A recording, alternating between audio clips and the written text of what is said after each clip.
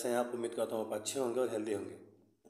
Students, ये जो chapter आपका है, चैप्टर नंबर 10 क्लास 7 का, और जिस बुक से मैं एक्सप्लेन कर रहा हूँ उस बुक का नाम है न्यू लॉन्गमैन विस्टास क्लास 7। ठीक है, तो न्यू लॉन्गमैन विस्टास क्लास 7 का chapter number 10 rise of autonomous empires in 18th century में एक्सप्लेन कर रहा था। तो चूँकि चैप्टर बहुत लंबा है तो मैंने उसको टू पार्ट्स में बनाने का सोचा था। फर्स्ट पार्ट पहले ही बनाया जा चुका है, अपलोडेड भी है, और आप लोगों ने अच्छा खासा उसको प्यार दिया है। आप लोगों ने उसको पसंद किया, वीडियो देखा और मुझसे डिमांड की कि मैं इसका सेकंड पार्ट बनाऊं। तो पिछले कुछ दिनों से तबीयत ठीक नहीं थी, सर्दी थी, तो आवाज़ की क्वालिटी उतनी बेटर आपको इसमें नहीं मिलेगी। ठीक है, तो कुछ सब्सक्राइबर्स हैं मेरे जिन्होंने मुझसे रिक्वेस्ट किया कि सर बना दीजिए, बहुत without second part first part understand नहीं हो रहा है। तो मैंने सोचा चलो कोई बात नहीं, तो अगर आवाज़ वगैरह क्लियर नहीं आएगी तो उसके लिए आप मुझे जो है कि सॉरी है उसके लिए, क्योंकि आवाज़ थोड़ी सी भारी आएगी तो उसे आप मेंटेन कर लीजिएगा।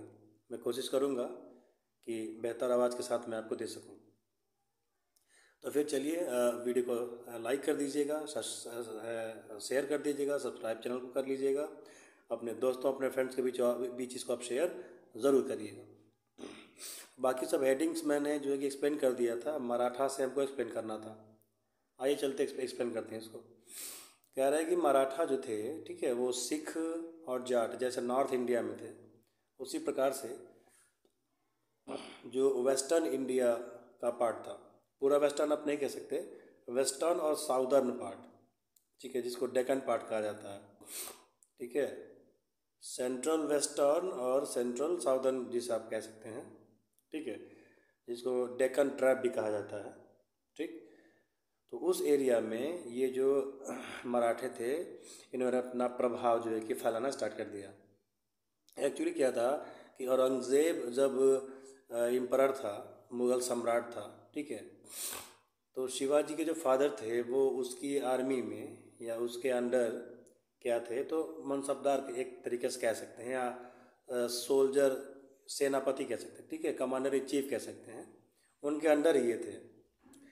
लेकिन बहुत जल्दी जब शिवाजी पैदा हुए और थोड़े जब बड़े हुए तो उन्होंने फैसला किया कि स्वराज कायम करेंगे, ठीक है, अपना राज, यानी किसी के अंडर हम नहीं रहेंगे, किसी अदर किंग को या सम्राट को या सुल्तान को हम अपना राजा नहीं मानेंगे, हम अपना एक अलग जो है कि स्टेट बनाएंगे जिस पे हमारा अपना राज हो। ठीक है, तो जी इस नाते औरंगजेब का दुश्मन सबसे बड़े कौन थे? शिवाजी थे।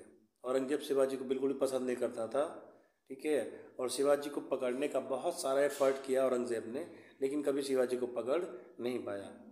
शिवाजी जब तक रहे, मरते दम तक वो क्या रहे? फ्री रहे, स्वाधीन रहे, ठीक है, और मुग़लों को शिकस्त पर शिकस्त देते रहे।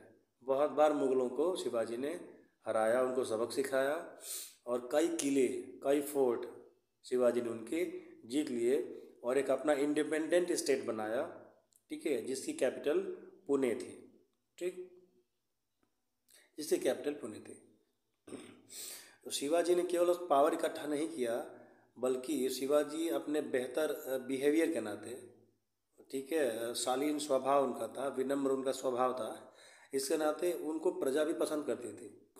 जो किसान थे वो भी उनको पसंद करते थे, क्योंकि प्रजा के और लोगों के राइट की बात किया करते थे, लोगों को हक की बात किया करते थे, उनके हुकूक की बात, उनके हक की बात वो किया करते थे। उनको उसका हक मिलना चाहिए, और वो अत्याचारी राजा नहीं थे, वे लोगों का दुख समझते थे और दुख से उनको आज़ाद कराना अपना ड्यूटी समझते थे। 1674 में, ठीक है, शिवाजी ने रायगढ़ को अपनी राजधानी बनाई, ठीक है, और बनाने के बाद से तो उनको छत्रपति कहा जाने लगा। जब उन्होंने रायगढ़ को अपनी राजधानी बनाई, ठीक है, और अपना कॉर्नेशन किया, तो कॉर्नेशन होने के बाद उनको टाइटल क्या दिया गया? छत्रपति का टाइटल दिया गया।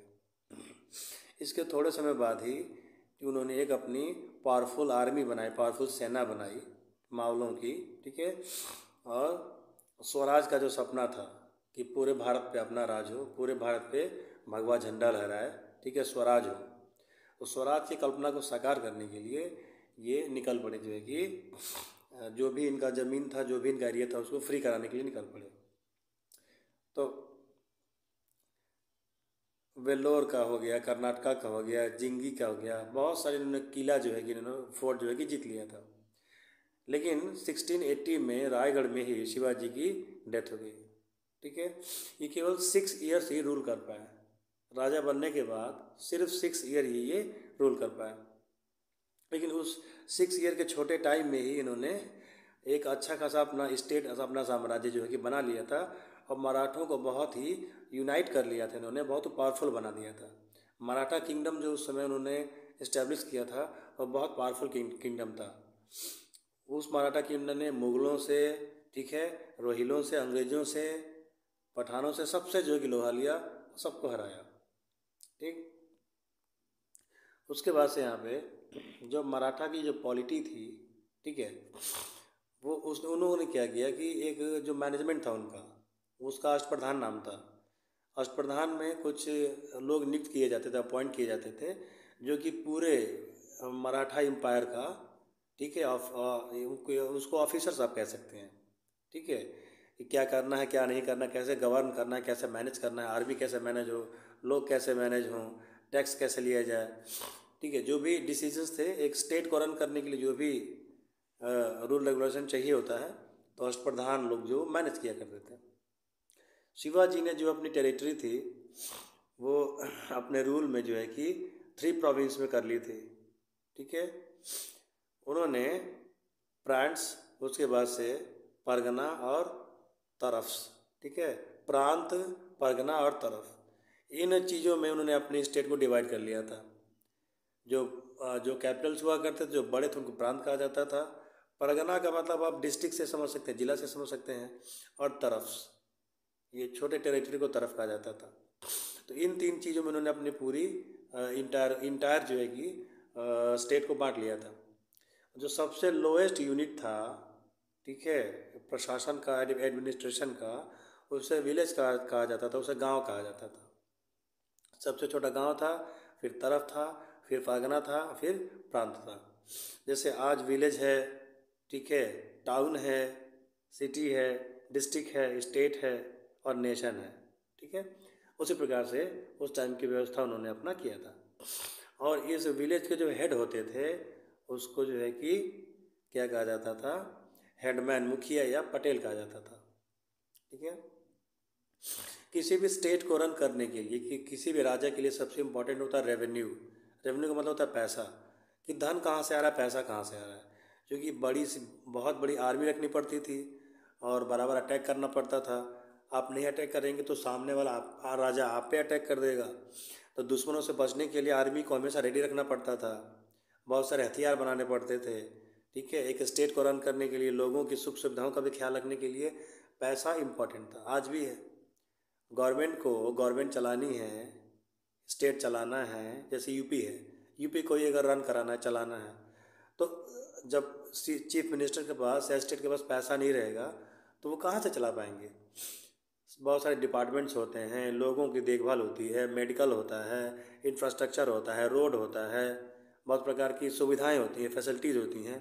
तो इन सबको बनाने के लिए, इन सबको रन कराने के लिए पैसे की ज़रूरत पड़ती है। ठीक है, तो उस टाइम के जो स्टेट हुआ करते थे, जो राजा, जो सम्राट हुआ करते थे, उनका मेन फोकस होता था कि पैसा कहाँ से कलेक्ट हो। इसके लिए वो क्या करते थे कि रेवेन्यू सिस्टम बनाते थे। ठीक है, लगान लेने का, टैक्स लेने का। तो उस समय जो एग्रीकल्चर था, खेती थी, किसानी थी, उसी से ज़्यादा रेवेन्यू आता था। क्योंकि उस टाइम फैक्ट्रियाँ तो थी नहीं, मॉडर्न टाइम तो था नहीं कि फैक्ट्री से या इन्वेस्टमेंट करके आ जाएगा। तो एग्रीकल्चर जो होता था वो बेस रूट होता था, वही सारा आता था। तो इन्होंने किसानों के प्रति नरम भाव रखा। ठीक है, बहुत ज़्यादा टैक्स नहीं लगाए, किसानों को सुख सुविधाएं दी, खेती किसानी करना आसान बनाया। ठीक है, और उसके बाद से एक चौथ था और सरदेशमुखी था। तो जो चौथ और सरदेशमुखी नाम का जो टैक्स था, ठीक है, तो चौथ का मतलब होता था 1/4 पार्ट, जो भी पैदा हुआ उसका 1/4 यानी 25%। ठीक है, ये देना पड़ता था टैक्स के रूप में। और जो सरदेशमुखी था वो एडिशनल टैक्स था 10%। ठीक है, सरदेशमुखी क्या था कि मराठा जिस स्टेट पे अटैक करते थे, जैसे मुगलों पे अटैक किया चाहे किसी पे अटैक किया, ठीक है, अगर उसको जीत लेते थे तो उसको अपने स्टेट में मिलाते नहीं थे, ठीक है, बाहर से उन पे गवर्न करते थे और उनसे सरदेशमुखी वसूलते थे, ठीक है, उनसे चौथ वसूलते थे। वो पैसा देते थे तो उन पे वो अटैक नहीं करते थे। एज ए एक तरह से सिक्योरिटी मनी आप समझ लीजिए। और जो नहीं देता था पैसा तो मराठा किंगडम उस पर अटैक कर देता था, ठीक है। और ये सब आसपास के दुश्मन ही थे, सभी सबके दोस्त थे, सभी सबके दुश्मन थे, ठीक है। जब व्यवहार सही होता था तो वो उन पर अटैक नहीं करते थे, और जहाँ मामला खटकता था तो अपने पड़ोसी स्टेट पे वो, अपने नेबरहुड पे वो अटैक कर देते थे। तो आपस में समझौता भी करते थे, या आपस में लड़ाई भी करते थे, ठीक है। तो ये जो टैक्स वसूला जाता था, एडिशनल टैक्स, बाकी उन स्टेट से जहाँ पे मराठा डायरेक्टली नहीं डायरेक्टली उनका कब्जा था, ठीक है, तो उसको उस टैक्स से ये लोग बहुत ज़्यादा माल माल हुए। उसके बाद से धीरे धीरे मराठा जो थे, मराठा जो किंगडम था वो पेशवाओं के हाथ में चला गया, ठीक है। पेशवा का मतलब आप समझ सकते हैं कमांडर इन चीफ, ठीक है, या गवर्नर के रूप में आप कह सकते हैं।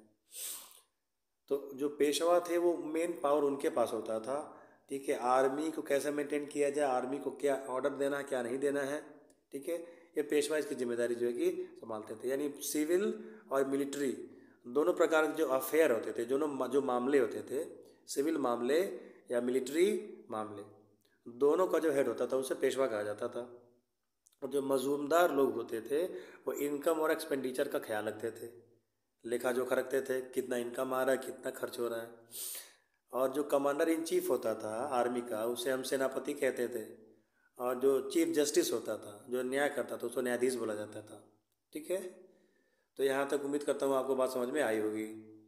अब आगे देखते हैं। तो जो पेशवा के अंदर जब बागडोर आ गई, पेशवा जब मेन सुपर पावर हो गए मराठा किंगडम में, तो उनकी राजधानी पुणे हो गई। और पेशवा के अंडर मराठों ने बहुत ही पावरफुल मिलिट्री ऑर्गेनाइजेशन स्थापित कर लिया था। मिलिट्री बहुत ही पावरफुल थी, ऐसी मिलिट्री थी कि जो मुगलों से टक्कर लेते थे, मुगलों को कब्जे में रखते थे, उनको हराते थे, ठीक है। और 1720 से लेकर के 1737 तक, 1720 से लेकर के 1737 तक मुगलों ने दिल्ली समेत अपने आसपास के जो नेबरहुड के इलाके थे उस पर रेड किया, अटैक किया। और पंजाब और राजस्थान, बंगाल और उड़ीसा में भी कुछ कुछ जगह इन्होंने जीत लिया था। इनका इफेक्ट जो पंजाब में भी आ चुका था, राजस्थान में भी जीते थे, बंगाल में भी जीते थे, उड़ीसा तक भी इनका जो स्टेट था वो पहुँच चुका था। और कर्नाटक के भी कुछ हिस्सों पर इनका कब्जा था, तमिलनाडु तक ये पहुँच चुके थे। मराठा उस टाइम का बहुत ही पावरफुल जो है कि किंगडम हो चुका था। मुग़ल, बंगाल, ठीक है, और आपके राजस्थान, पंजाब, ये सब लोग इनसे डर डर के रहते थे और इनसे वो सुपीरियर थे उस टाइम, जब तक पेशवा इनके कंट्रोल में थे, जब तक पेशवा के कंट्रोल में मराठा आर्मी थी, ठीक है। लेकिन उसके बाद से क्या हुआ कि 1761 में पानीपत का थर्ड वार हुआ। पानीपत का जब थर्ड वार हुआ तो अहमद शाह अब्दाली, ठीक है, जो कि एक अफ़गान रूलर था, वो इंडिया आया। उसको बुलाया गया मराठों पे अटैक करने के लिए, क्योंकि मुग़ल जो थे, ठीक है, वो बार बार टैक्स देने से परेशान हो चुके थे, ठीक है। क्योंकि कभी मराठे मुग़ल के अंडर काम किया करते थे, अब मराठे मुग़लों को आंखें दिखा रहे थे और मुग़लों को उन्होंने कब्जे में कर रखा था। मुग़ल डर के मारे इनको टैक्स देते थे। तो मुग़ल थे और इधर अवध का जो नवाब था, ठीक है, वो और बाकी ये लोग ये नहीं चाहते थे कि मराठे पावर में ज़्यादा देर तक रहें। तो मराठों को डाउनफॉल करने के लिए, हराने के लिए उन्होंने अफ़गानिस्तान से एक रूलर को बुलाया, अहमद शाह अब्दाली को। तो अहमद शाह अब्दाली की सेना 50,000 की थी, लेकिन जब अवध का नवाब और बाकी मुग़ल सेना जब मिल गई तो उसकी सेना देखते देखते 2 लाख से ऊपर हो गई, ठीक है, 2 लाख से ऊपर उसके सैनिक हो गए। और मराठों को नॉर्थ इंडिया की सर्दी में, ठीक है, लड़ने का अनुभव नहीं था। मराठे पहाड़ों से थे, ठीक है, पठारी एरिया के थे, प्लेट्यूज के थे, तो इधर खुले मैदान में लड़ने का उनको एक्सपीरियंस था नहीं। तो कुल मिला जुला के मराठों की उस युद्ध में हार हो गई और मराठे हार गए। उसके बाद से मराठा जो सेना थी वो तितर बितर हो गई। अहमद शाह अब्दाली को भी नुकसान हुआ और उसके बाद वो फिर कभी इंडिया पर अटैक वो नहीं कर पाया, किसी की बुलाने पे वो नहीं आया। नुकसान उसका भी ज़बरदस्त हुआ था, लेकिन यहाँ पे मराठों का ज़्यादा नुकसान हुआ। ठीक है, उसके बाद जो मराठा आर्मी थी वो कई पार्ट्स में डिवाइड हो गई, टूट गई। ठीक है, जो गायकवाड़ थे, मराठे ही थे, ये गायकवाड़ थे, वो गुजरात में अपनी अलग सत्ता बना लिए। ठीक, और बड़ौदा को अपनी राजधानी बनाया। जो भोंसले थे वो नागपुर में आकर के बस गए, नागपुर का उन्होंने किंगडम बना लिया। होलकर थे वो इंदौर में जा कर के बस गए। ठीक है, सिंधिया जो थे वो जा कर के वहाँ बस गए, ग्वालियर में बस गए। तो इस प्रकार से जो मराठा पावर था वो धीरे धीरे समाप्त हो गया। और लास्ट लड़ाई उन्होंने अंग्रेज़ों से लड़ी, अंग्रेज़ों से भी मराठे हार गए। अब मराठों का हारना अंग्रेज़ों के लिए आसान हो गया, क्योंकि अगर मराठे पावर में रहते तो वो अंग्रेज़ों से टक्कर लेते और इतनी आसानी से अंग्रेज़ों को पूरे भारत पर कब्जा नहीं करने देते। जब मराठे हार गया 1761 में, उसके बाद जो बक्सर का वार हुआ 1764 में, ठीक है, वहीं से अंग्रेज़ों का सत्ता यहाँ पे शुरू हुआ। बक्सर का जो वार था, बक्सर वार को, लड़ाई को, ये मुग़ल और ये अवध का नवाब मिल के हार गए, अंग्रेज़ उन पर भारी पड़ गए। अगर मराठे पावर में होते, पेशवाई चलती रहती, तो हिस्ट्री आज से कुछ और होती। अब एक नया आपका आता है यहाँ पे स्टेट, बंगाल स्टेट। जो बंगाल स्टेट था तो ये भी जो है कि किसी ज़माने में मुग़लों के अंडर हुआ करता था। मुर्शिद कुली खान, ये मुग़लों ने इसे वहाँ गवर्नर बना करके भेजा। ठीक है, मुर्शिद कुली खान ने धीरे धीरे क्या किया कि जब देखा कि मुग़ल एम्पायर वीक हो रहा है, कमज़ोर हो रहा है, तो उसने बंगाल को ओवरटेक कर लिया और इसका फ्री राजा बन बैठा। एक अलग ही स्टेट इसने बना लिया। मुग़ल इसमें दखल फिर नहीं कर पाते थे, मुग़लों से अपने आप को इसने छुड़ा लिया। ठीक है, और कुछ देर तक इसने मुग़लों से संबंध बनाए रखा, उनको ट्रिब्यूट देता रहा, टैक्स वगैरह देता रहा, लेकिन धीरे धीरे करके इसने क्या किया कि मुग़लों का पावर कम कर दिया और उसने ढाका से अपनी कैपिटल कहाँ बना दिया, मुर्शिदाबाद बना दिया। ठीक, इसने कुछ इम्प्रूवमेंट किए थे, फाइनेंस की सुधार की। फाइनेंस के लिए इसने क्या सुधार की कि जो जागीरें थी बटी हुई उनको फिर से मैनेज किया। ठीक है, और रेवेन्यू कलेक्शन का, फार्मिंग का एक नया सिस्टम उसने बना दिया। दूसरा इसने मेन सुधार क्या किया कि जो एडमिनिस्ट्रेशन था, ठीक है, अपने एडमिनिस्ट्रेशन में अपने स्टेट में हिंदू और मुस्लिम दोनों को बराबर बराबर बराबर की अपॉर्चुनिटीज़ दी। ठीक है, हिंदू ऑफिसर भी रखे, मुस्लिम ऑफिसर भी रखे, क्योंकि वे राज तो इनको दोनों पे करना था। थर्ड इसने क्या किया कि ट्रेड और कॉमर्स का इसने एक्सपेंशन किया, व्यापार और जो कॉमर्स था उसको उसने बढ़ाया। ठीक है, जो मर्चेंट्स थे, जो सौदागर थे, बिजनेसमैन थे, उनको अपने स्टेट में बुलाया, रोड बनवाया, रिवर बनवाई। ठीक है, ऑफिशियल्स बनवाए, बहुत प्रकार की इसने सुविधाएं दी। ठीक है, जिससे व्यापार फल फूल सके और इसका लाभ ज़्यादा हो सके। उसके बाद से जो फॉरेन ट्रेडिंग कंपनीज थी उसको इसने रेगुलेट किया। तब तक जो है कि इंडिया में अंग्रेज आ चुके थे और बिजनेस अपना कर रहे थे, वो बिजनेस करने ही आए थे, बाद में इंडिया पे उन्होंने कब्जा कर लिया। तो जो फॉरेन कंपनियां थीं उनको 1691 में औरंगजेब ने और 1717 में फर्रुखसियर, ये दोनों मुग़ल सम्राट थे, इन्होंने फरमान जारी किया था। फरमान का मतलब ऑर्डर जारी करना। तो इनके ऑर्डर से अंग्रेज बेखौफ होकर व्यापार करते थे और बदमाशी भी किया करते थे, लोगों पे अत्याचार भी करने लगे, नाजायज़ फ़ायदा सब उठाने लगे। तो बंगाल के जो नवाब थे उन्होंने इनको कंट्रोल किया। ठीक है, और इनके हरकतों पे लगाम लगाया और लॉ एंड ऑर्डर को भी इन्होंने इस्टेब्लिश किया। इसके बाद से अवध का आपका आता है स्टेट, जो अवध था। अवध आज के मॉडर्न के हिसाब से समझेंगे तो लखनऊ से लेकर के और गोरखपुर से पहले का इलाका, आप ये समझ लीजिए, लखनऊ से लेकर के लगभग फैज़ाबाद के इलाके तक आप कह सकते हैं। ऐसा थोड़ा इलाका इधर उधर भी उसमें हो सकता है, एग्जैक्ट तो नहीं कह सकता मैं। उसको अवध कहा जाता था। अवध बहुत बड़ा इलाका था और बहुत संपन्न भी था, क्योंकि गंगा यमुना का दोआब का इलाका था। गंगा यमुना दो नदियाँ यहाँ से बहती थीं, रिवर बहती थीं, इलाका उपजाऊ था, आज भी उपजाऊ है। ठीक है, जो यूपी जो आपका है वो एग्रीकल्चर के लिए जाना जाता है, खेती किसानी यहाँ पे अच्छे प्रकार से होती है। तो मोहम्मद शाह ने 1722 में सादत खान या बुरहानुल मुल्क को यहाँ का गवर्नर बना के भेजा था। धीरे धीरे उसने क्या किया कि जब मुग़ल एम्पायर वीक हुआ, कमज़ोर हुआ, तो इसने इसको ओवरटेक कर लिया।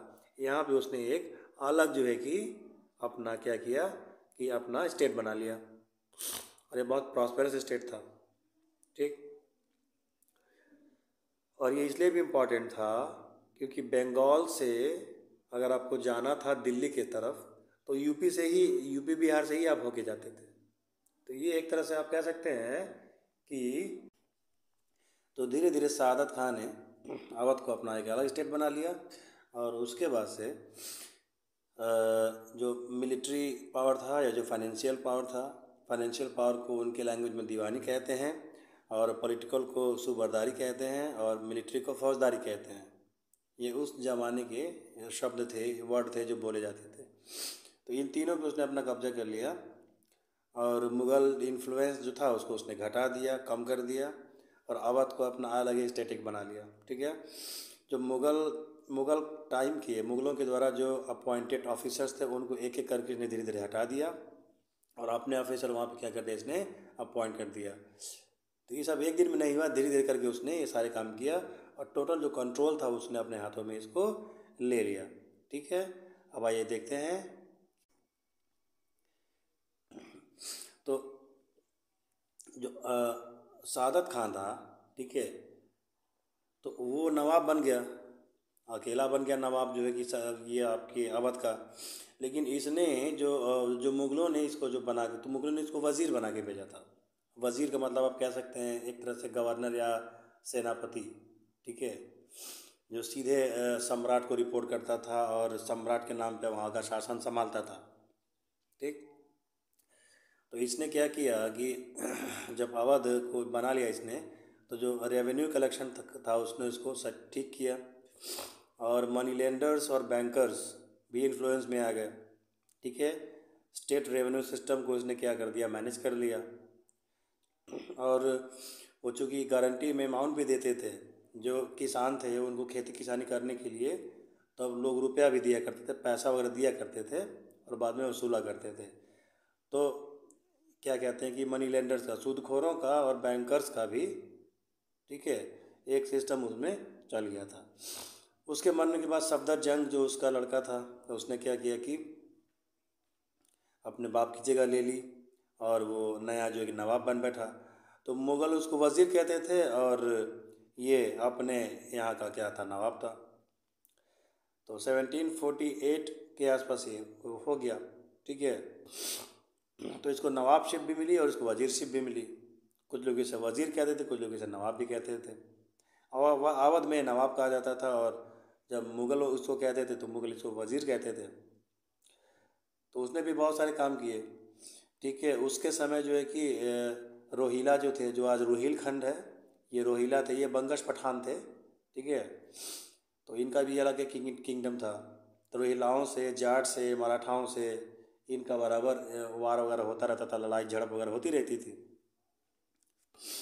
उसके बाद से शुजाउद्दौला, तो सफदर जंग का जो लड़का था, ये जो है कि अवध का नवाब बना। और जब ये नवाब बना तो इसी के टाइम 1764 में बक्सर का वार हुआ। तो जब बक्सर का वार हुआ, अंग्रेज जीत गए, तो इसने इलाहाबाद खो दिया। ठीक है, आज का जो प्रयागराज है वो पूरा इलाका इसको अंग्रेज़ों को देना पड़ा, और कड़ा का इलाका। ठीक है, तो ब्रिटिश को इससे बहुत ज़्यादा फ़ायदा हुआ, क्योंकि पूरे इलाहाबाद और पूरे कड़ा का जो टैक्स था ब्रिटिश वसूलने लगे, और इसके हाथ में कुछ नहीं आने लगा। उल्टा, ठीक है, अंग्रेज़ों ने इसके ऊपर क्या लगा दिया, कॉम्पनसेशन लगा दिया, इसको जुर्माना भरना पड़ा। ठीक है, इसका बहुत ज़्यादा पैसा खर्च हो गया। तो अब अंग्रेज़ों ने इसको क्या कर दिया कि कठपुतली नवाब बना दिया। पूरा पावर अंग्रेज़ों के हाथ में चला गया, और इसको पेंशन पे इसने कहीं और भेज दिया। धीरे धीरे जो है कि 1774 आते आते पूरा रुहेलखंड, ठीक है, और ये पूरा आपका बंगाल बिहार वगैरह भी कब्जा हो गया अंग्रेज़ों का। और फाइनली जो है कि 1856 में लॉर्ड डलहौजी ने अवध को ब्रिटिश इंडिया में मिला लिया, अंग्रेज़ों ने अपने राज्य में इसको मिला लिया। तो उस टाइम जो इसका एम्परर था वो वाजिद अली शाह था, लास्ट जो है कि नवाब जो था वाजिद अली शाह था, और उसकी जो है कि मौत कलकत्ता शहर में हुई थी। ठीक है। अब लास्ट जो किंगडम यहाँ दिया उसका हैदराबाद नाम था। हैदराबाद की जो फाउंडेशन थी उसने निज़ामुल मुल्क ने किया था, जिसको आसफ जाह भी कहते हैं, 1724 में किया था। और औरंगजेब 1707 या 1709 के आसपास, एग्जैक्ट डेट आप देख लीजिएगा के आसपास मरा। उसके मरने के साथ ही बहुत सारे स्टेट फ्री हो गए, हैदराबाद भी फ्री हुआ। ठीक है। तो मुग़ल का जब पावर वीक हुआ, मुग़ल सम्राटों का, तो ये जो निज़ाम था इसने निज़ाम डायनेस्टी नाम से एक अलग अपना हैदराबाद का ये बना लिया, और डेक्कन पे इसका कब्जा था, डेक्कन के इलाके का। धीरे धीरे इसने अपनी एक अलग सेना बना ली, आर्मी बना ली, और ये भी बहुत पावरफुल हो गया, इसने पूरा हैदराबाद कब्जे में ले लिया। तो ये स्किल्ड भी था, इसके पास स्किल्ड सोल्जर थे, ये कमांडर भी था, नॉर्दर्न इंडिया से लेकर के और हैदराबाद तक ये पूरा देखता भी था। उसने अपने मनसबदार अपॉइंट किए, जागीरों का फिर से उन्होंने बंटवारा किया। ठीक है। और उसके बाद से मुग़ल इतने कमज़ोर हो चुके थे कि मुग़लों ने इसके हैदराबाद के एरिया में, या उस समय जो था निज़ाम डायनेस्टी थी आज का हैदराबाद, उसमें जो है कि क्या किया कि इसको इंटरफियर नहीं किया। मुग़ल इतने पावरफुल रहे ही नहीं कि इसको इंटरफियर कर सकें। इसकी वजह से निज़ाम ने अपने हिसाब से शासन चलाना चालू किया और काफ़ी चीज़ें इसने बदल डाली। ठीक है। निज़ामों का मराठों से भी वार हुआ। ठीक है। और मराठों ने अच्छी खासी इनको टक्कर दी। ठीक। तो बाद में एग्रीकल्चर का इसने सुधार किया, बाकी रेवेन्यू कलेक्शन का इसने सुधार किया, बहुत सारी इन्होंने सुधार जो कि किए। और लास्ट में जो निज़ाम डायनेस्टी थी, ठीक है, जब 1947 में इंडिया जब फ्री हुआ, तो जो 3 डायनेस्टी थी, जो 3 राजवंश थे, वे इंडिया में मिलने के लिए तैयार नहीं थे। एक तो कश्मीर का था, एक जूनागढ़ का था, और एक हैदराबाद का था। ये कह रहे थे कि हम अलग अपना हैदराबाद अलग देश बनाएंगे, अलग ये नेशन हमारा बनेगा, हम इंडिया में नहीं मिलेंगे। तो सरदार वल्लभ भाई पटेल ने ऑपरेशन पोलो चलाया, और चला करके जो है कि इंडियन आर्मी को भेज करके उनकी हेकड़ी निकाल दी और हैदराबाद को इंडिया में मिला लिया। ठीक है। जूनागढ़ भी बाद में मिल गया और कश्मीर भी काफ़ी विलय बाद में इंडिया में हुआ। तो ये था इसका सेकंड पार्ट। आपको एक्सप्लेनेशन कैसी लगी इसके बारे में ज़रूर लिख करके बताइएगा, और कहाँ से आप मुझे देख रहे हैं, किस सिटी से देख रहे हैं, ये भी आप उसमें ज़रूर लिखिएगा।